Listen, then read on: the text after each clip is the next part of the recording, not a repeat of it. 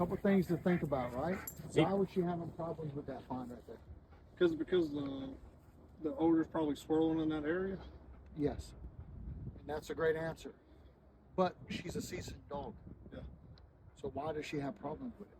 Because we never found dope right there, probably. Okay. Absolutely right. Could be that, right? But at the end of the day, dogs are taught to read wind and air currents to find source of the odor, right? Yeah. So I would assume in past, what would have happened? She's had troubles with it. What do? Let me show them where it's at. Right? Yeah. In our head, we think that's right. 100%. Right? Yeah. Oh, she needs to find it. Yeah, the problem is you never give her an opportunity to figure it out and how to read that current, that wind direction. So she turns all these circles because she hasn't fully understood how to read that current. Right. Because predominantly you would have went, all right, let's go. And then I'd have showed her. You would have showed it to her, right? And that's a downfall to what we do a lot of times. Yep. But what we found through experiences is if we allow this dog some difficulty in training, because it's training, and allow the dog to teach itself how to read those air currents, in the real world we're going to be much more reliable because that dog is going to be able to read that the next time in the real world. Does that make sense? Like I've seen this before. Right. But Well, then she got that confidence to know.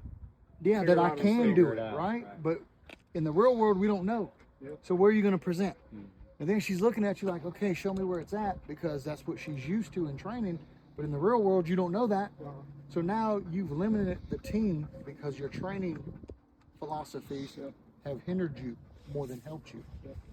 I don't know why it is, but it's the hardest thing to teach handlers, to have a little bit of patience and just to sit back and allow that dog to work it out. Okay. Yeah.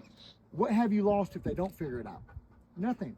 So then what do? I change the aid location, and through successive approximation, work to that more difficult find.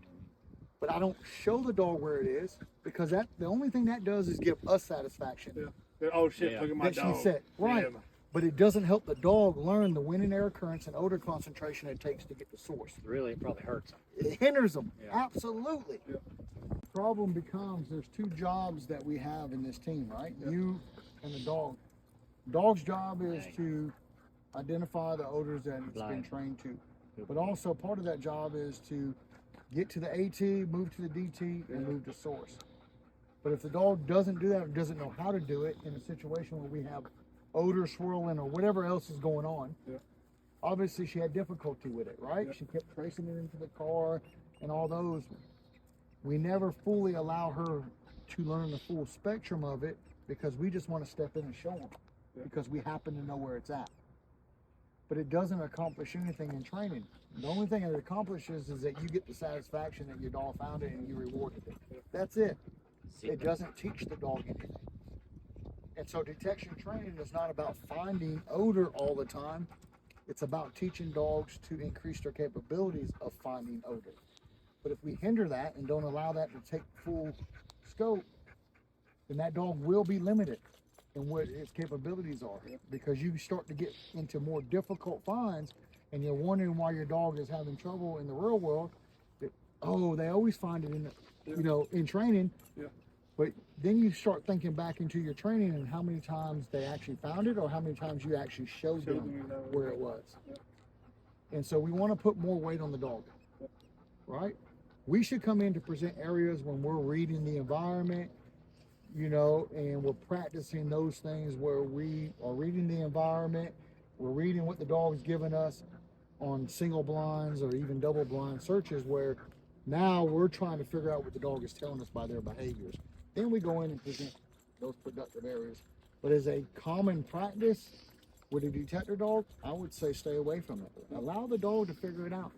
And even if they fail, then that tells me I need to back up the aid a little bit and work towards that location versus showing them how to do it. Because they don't learn anything. Okay, let me just follow this idiot real quick, because that's what I'm supposed to do, and that's where I always find my alert. So